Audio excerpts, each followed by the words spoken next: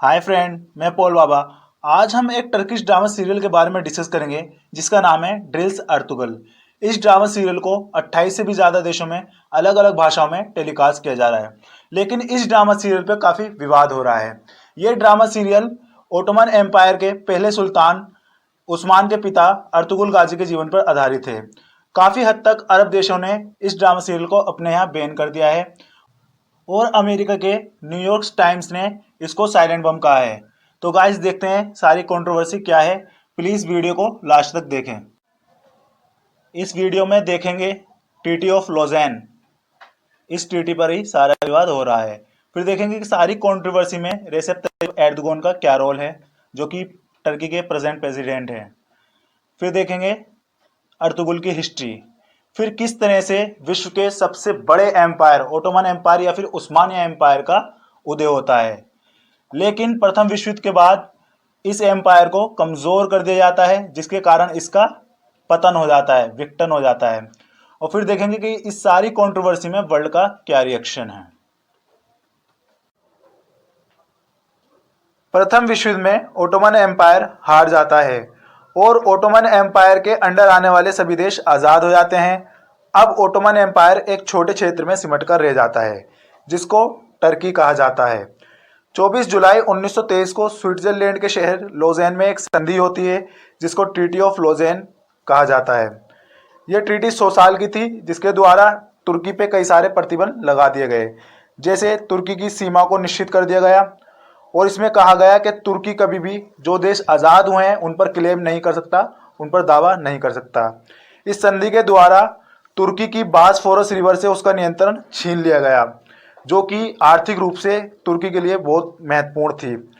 तुर्की पे प्रतिबंध लगा कि तुर्की अपने क्षेत्रों से तेल नहीं निकाल सकता और इस संधि के द्वारा तुर्की में खिलाफत को पूरी तरह से समाप्त कर दिया गया और कहा गया कि तुर्की कभी भी खिलाफत का समर्थन नहीं करेगा। लेकिन 2023 को ये संधि समाप्त हो रही है, इसको 100 साल पूरे हो जाएंगे।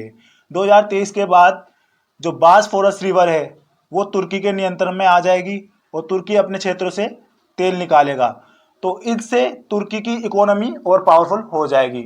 ये तो गई आर्थिक। अब धार्मिक क्या है? तो धार्मिक है, तुर्की के प्रेजेंट राष्ट्रपति एर्दोगन तैयब कुछ ऐसे क्रियाकलाप कर रहे हैं जिससे लग रहा है कि तुर्की में खिलाफत का उदय दोबारा हो सकता है।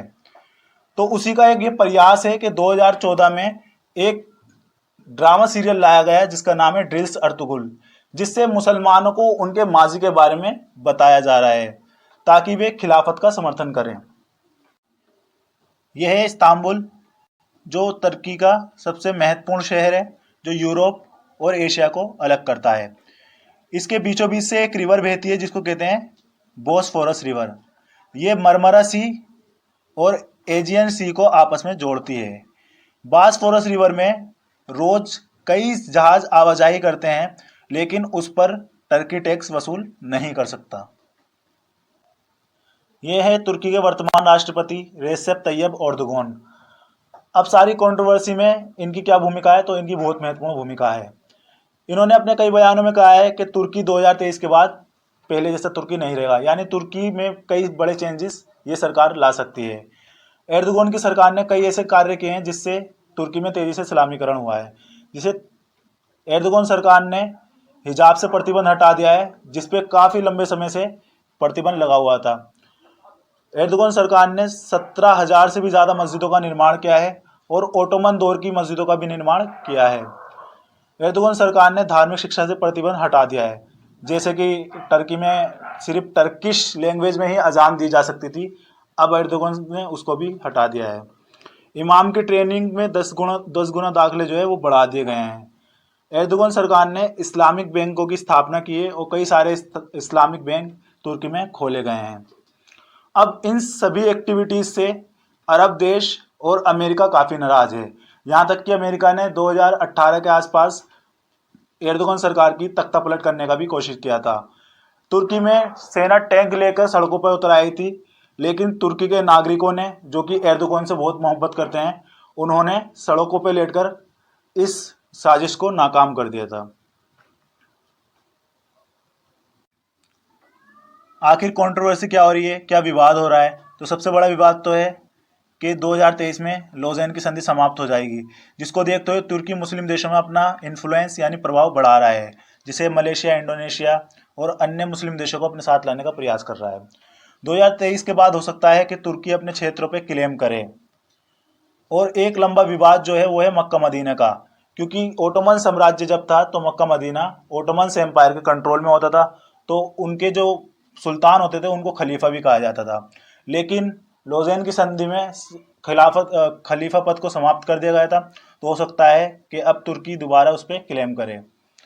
सबसे बड़ा विवाद है कि ये ड्रिल्स अर्तुगुल, जिसपे ये आरोप लग रहे हैं कि वे युवाओं को भड़का रहे हैं और युवाओं को प्रेरित कर रहे हैं उस्मानी सल्तनत कायम करने के लिए। अब इससे थोड़े थोड़े गुटबंदी भी नज़र आ रही है कि तुर्की जो है रूस, चीन, ईरान, पाकिस्तान और मलेशिया देशों के साथ अच्छे संबंध स्थापित कर रहा है, ताकि वो यूएनओ या किसी इंटरनेशनल मंच पर अगर क्लेम करता है तो वे कंट्री उनका साथ दें। ड्रिल्स अर्तुगरुल को लाखों लोग देख चुके हैं और इस ड्रामा सीरियल ने काफ़ी सारे रिकॉर्ड तोड़ दिए हैं, लेकिन उसी के साथ इस पर काफ़ी विवाद भी हो रहा है। जैसे मिस्र की धार्मिक संस्था दार इल इफ्ता ने एक फतवा जारी करके इसको तुर्की का कल्चर वॉर कहा है, यानी तुर्की इस सीरियल के माध्यम से मुस्लिम कंट्री पर अपने कल्चर को बढ़ा रहा है। और सऊदी अरब के प्रिंस ने इस ड्रामा सीरियल को अपने यहाँ बैन कर दिया है। संयुक्त अरब अमीरात में स्थित MEB मिडल ईस्ट ब्रॉडकास्टिंग ने TRT चैनल को, जो इस ड्रामा सीरियल को लॉन्च कर रहा है, उसको अपनी चैनल लिस्ट से बाहर कर दिया है। और UAE के प्रिंस और सऊदी प्रिंस ने अपने नागरिकों को तुर्की में विजिट करने के लिए वॉर्न करा है, चेतावनी दी है उन्हें। लेकिन इसी के साथ TRT वर्ल्ड, जो कि तुर्की का न्यूज़पेपर है, उसने आरोप लगाया है कि अरब के देश उसकी इंटरनेशनल लेवल पर जो रेपुटेशन है उस पर वॉर कर रहे हैं। आखिर कौन है ये अर्तुगरुल गाजी जिस पर इतना विवाद हो रहा है? आइए अर्तुगरुल गाजी की थोड़ी हिस्ट्री देख लेते हैं। अर्तुगरुल गाजी के पिता का नाम सुलेमान शाह था, माँ हाइमा खातून, जो कि काय जनजाति के ओगुस तुर्क थे। काय कबीला सभी तुर्क कबीलों में सबसे बड़ा और सबसे ताकतवर कबीला था। काय कबीले के लोग अच्छे घुड़सवार और आर्चर यानी तीरंदाज होते थे, जिन्हें जंगजू कहते थे। बड़े योद्धा होते थे ये जंगजू। और सुलेमान शाह के 4 बेटे थे, सुंगरतुकिन, दुंदुगदू, अर्तुगरुल और दुंदार। काय कबीला मंगोल के तातरीय हमलों की वजह से ख्वारिज़म छोड़ के ईरान होते पश्चिम की ओर अनातोलिया निकल गए थे। अनातोलिया तुर्की का पुराना नाम है। अब ये मंगोल कौन थे, तो देख लेते हैं मैप में मंगोल कौन थे। यह है उज्बेकिस्तान और यह है तुर्कमेनिस्तान।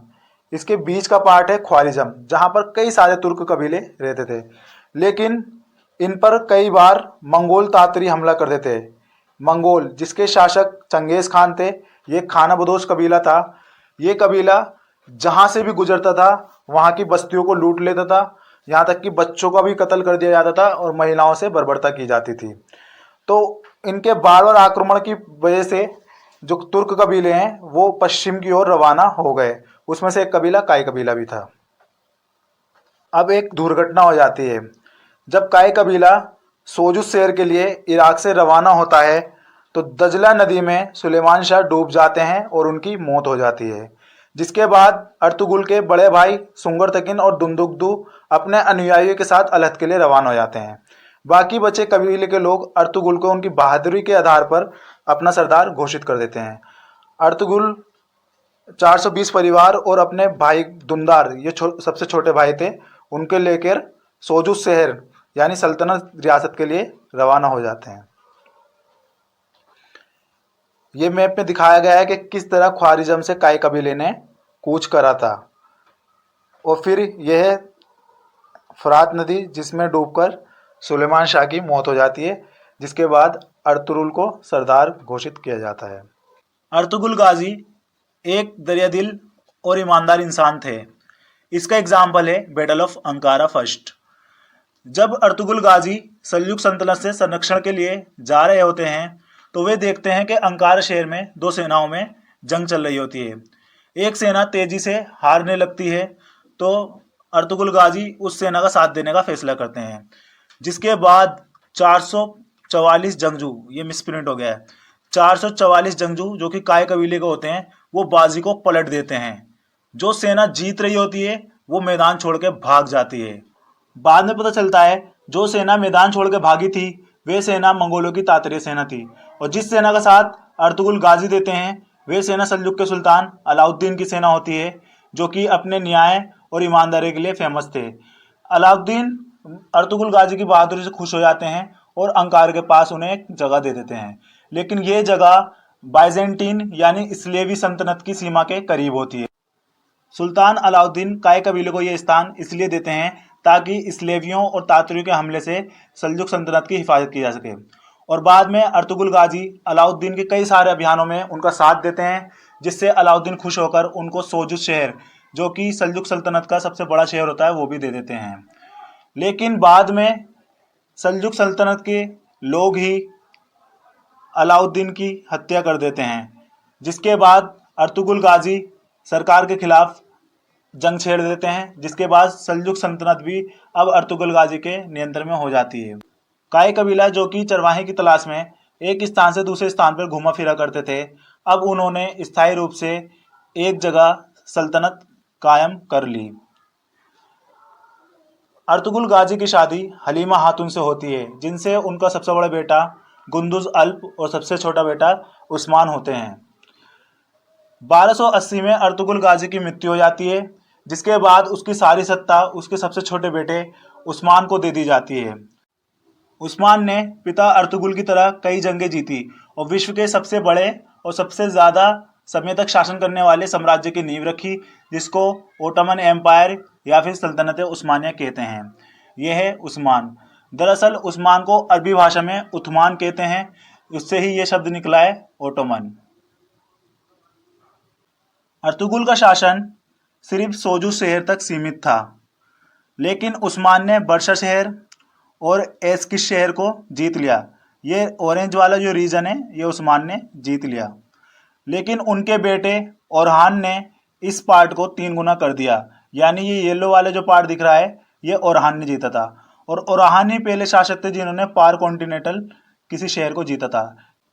लेकिन अब भी अनातोलिया का सबसे प्रमुख शहर कॉन्स्टेंटिनोपल यानी इस्तांबुल अभी ओटोमन एम्पायर ने नहीं जीता था। ये पार्ट बाइजेंटीन यानी इस्लामियों के हाथ में था, ये वाला पार्ट, ये पार्ट और ये पार्ट, जिसको जीतते हैं ओटोमन के छठे सुल्तान महमूद द फर्स्ट या फिर महमूद फतेही, जिन्होंने ये कॉन्स्टेंटिनोपल का पार्ट जीता था। आप कमेंट बॉक्स में बताइए कि यरूशलेम किस मुस्लिम शासक ने जीता था। यह है ओरहान गाजी, जिनको ओटोमन एम्पायर का मेन फाउंडर कहा जाता है, क्योंकि इनके शासनकाल से ही ओटोमन एम्पायर ने विस्तार करना स्टार्ट कर दिया था। ओरहान के बाद के शासकों ने भी ओटोमन एम्पायर की सीमा को और बढ़ा दिया, यानी और रीजन को जीत लिया। जैसे कॉन्स्टेंटिनोपल शहर को यानी इस्तांबुल को महमूद द फर्स्ट ने जीता। उसके बाद के शासकों ने ये बल्कन्स कंट्री को जीत लिया, जिसमें हंगरी, पोलैंड, सर्बिया वगैरह आते हैं। और सुलेमान फर्स्ट ने मक्का मदीना को जीत लिया, और यहीं से अब ओटोमन सुल्तान खलीफा कहे जाने लगे। यानी अब जो है ओटोमन एम्पायर में खलीफा युग आ गया। उसके बाद के शासकों को हम खलीफा कहते थे, क्योंकि मक्का का नियंत्रण जिस देश के पास चला जाता है उसे खलीफा की उपाधि मिल जाती थी। उसके बाद फिर मिस्र को जीत लिया, फिर उत्तरी मोरक्को के पार्ट्स को भी जीत लिया। अब जो डार्क ग्रीन है इस पर डायरेक्ट शासन था ओटोमन का, और ये लाइट ग्रीन जो है इस पर जो है ये बेसाल कंट्री थे। कुछ समय बाद सुल्तानों में आपस में फूट पड़ गई, जिसके बाद कई सारे राज्य जो कि ओटोमन के अंडर आते थे वह आज़ाद हो जाते हैं। जैसे ये वाला पार्ट पूरा आज़ाद हो गया, ये वाला रीजन पूरा आज़ाद हो गया, मिस्र आज़ाद हो गया, ये सारे पार्ट आज़ाद हो जाते हैं। और 1914 में प्रथम विश्व युद्ध स्टार्ट हो जाता है, जिसमें ओटोमन एम्पायर भाग लेता है। लेकिन 3 सालों में ओटोमन एम्पायर को भारी सफलता मिलती है, लेकिन 1918 आते आते ओटोमन एम्पायर इस युद्ध में हार जाता है। प्रथम विश्व युद्ध के बाद 1920 में सेवरेस शहर में एक संधि होती है, जिसको ट्रीटी ऑफ सेवरेस के नाम से जाना जाता है। इस संधि के द्वारा ओटोमन एम्पायर के एक बड़े भाग को मित्र देशों द्वारा आपस में बांट लिया जाता है। जैसे ये वाला रीजन फ्रांस को दे दिया जाता है, ये ब्रिटेन को, ये अर्मेनिया और ये ग्रीस को। अब ओटोमन एम्पायर सिर्फ एक छोटे से रीजन में सिमट कर रह जाता है जहां पर तुर्क लोग बहुसंख्यक होते हैं, यानी तुर्क लोग मेजोरिटी में होते हैं। लेकिन यहाँ पर ओटोमन एम्पायर के कमांडर द्वारा एक राष्ट्रवादी आंदोलन चलाया जाता है। अब मुस्तफ़ा कमल अतातुर्क के नेतृत्व में एक युद्ध होता है जिसके द्वारा इन सभी पार्ट को जीत लिया जाता है और वर्तमान तुर्की देश अस्तित्व में आ जाता है। सेवरेज संधि के बाद तुर्की अस्तित्व में आता है और मुस्तफ़ा कमल अतातुर्क एक टर्किश ग्रांड असेंबली का निर्माण करते हैं, जिसके बाद तुर्की को एक रिपब्लिक देश बना दिया जाता है और मुस्तफ़ा कमल अतातुर्क उसके पहले प्रेसिडेंट बन जाते हैं। 1 नवंबर 1922 को मुस्तफ़ा अतातुर्क ने सल्तनत उस्मानिया के आखिरी सुल्तान महमूद सिख से खलीफा पद छीनकर उनके चचेरे भाई अब्दुल मजीद को खलीफा बना दिया और आदेश दिया कि वह देश छोड़ के चले जाएं। यानी एक एम्पायर जिसने 600 साल से भी ज़्यादा राज किया था उसको उसी के देश से निकाल दिया जाता है। अब 1924 को अब्दुल मजीद से भी खलीफा पद छीन लिया जाता है, उन्हें भी आदेश दे दिया जाता है कि वे देश छोड़ के चले जाएं और हमेशा के लिए तुर्की से खलीफा पद को समाप्त कर दिया जाता है।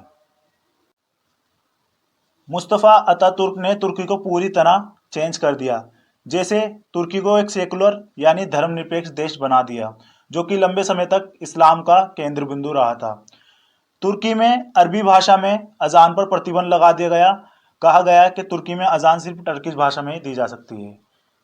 तुर्की में सभी धार्मिक शिक्षा को बंद कर दिया गया, मदरसे व्यवस्था को बंद कर दिया गया।